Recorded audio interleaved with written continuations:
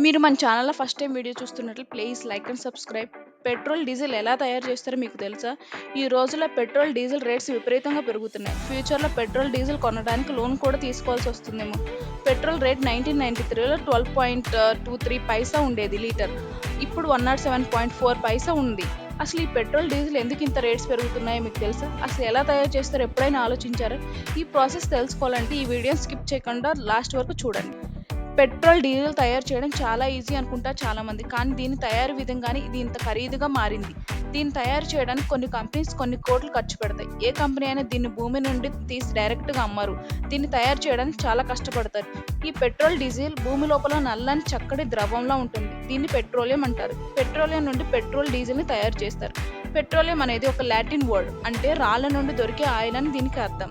ఈ petrol, diesel తయారు చేయడానికి దీని వెనుక ఒక ఇంట్రెస్టింగ్ స్టోరీ ఉంది.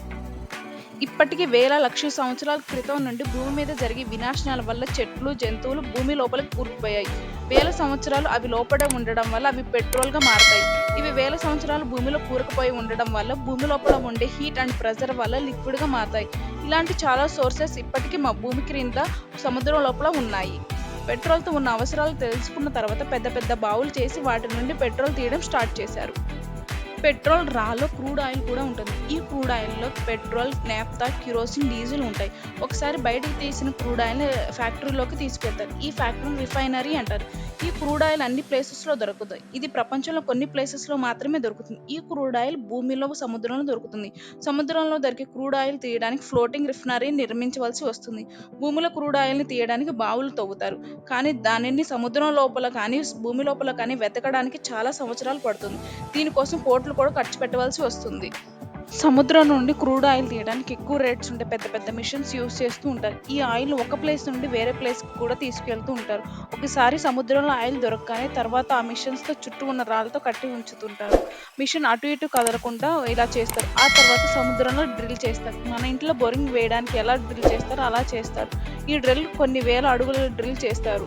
ఒకసారి ఆయిల్ దొరకగానే పైప్స్ యూజ్ చేసి బయటకు తీస్తారు. నేలపై డ్రిల్లింగ్ కూడా ఇలానే చేస్తారు. ఆయిల్ దొరకగానే రిఫైనరీకి తీసుకువెళ్తారు. రిఫైనరీకి తీసుకువెళ్ళిన తర్వాత ఈ క్రూడ్ ఆయిల్‌ని సిలిండర్ లాంటి పెద్ద పెద్ద గిన్నెల్లో వేసి వేడి చేస్తారు. వేరు టెంపరేచర్ సహాయంతో వేరు పదార్థాలను ఈ క్రూడ్ ఆయిల్ నుండి డిఫరెంట్ పైప్స్‌తో బయటికి తీస్తారు. అసలు ఈ పెట్రోల్, డీజిల్ పెట్రోల్ నుంచి వేరు టెంపరేచర్స్ నుండి బయటకు వస్తుంది. అందుకని వేరు టెంపరేచర్స్‌లో వేడి చేస్తారు. ప్రతి ఆయిల్‌కి ప్రతి ఒక్క బాయిలింగ్ పాయింట్ ఉంది. వాటర్‌కి బాయిలింగ్ పాయింట్ 100°C. వాటర్ లాగే క్రూడ్ ఆయిల్ కూడా బాయిలింగ్ పాయింట్ ఉంటుంది. అందుకని దీన్ని వేరు టెంపరేచర్స్‌లో వేడి చేస్తారు. క్రూడ్ ఆయిల్‌లో పెట్రోల్, డీజిల్, కిరోసిన్ ఉంటుంది. ఇవి వేరు టెంపరేచర్స్‌లో తయారవుతాయి. ఎప్పుడైతే పెట్రోల్‌ని వేడి చేస్తారో అవి ఆవిరి రూపంలో మారతాయి. అంటే డీజిల్‌ని బయటకి తీయడానికి క్రూడ్ ఆయిల్‌ని 260° వరకు వేడి చేయాల్సి ఉంటుంది.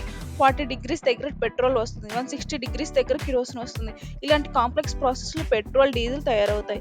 ఒకసారి పెట్రోల్ తయారైన తర్వాత దాన్ని టెస్టింగ్ చేస్తారు. అందులో ఎంత ఆక్టేన్ ఉందో చూస్తారు.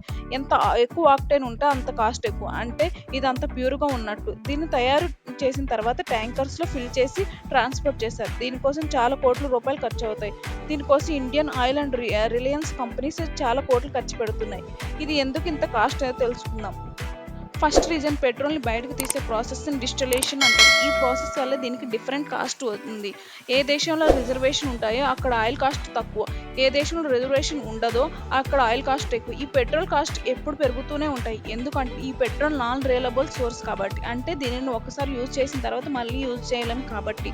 దీని అవసరం పెరిగే కొద్దీ దీని కాస్ట్ పెరుగుతుంది.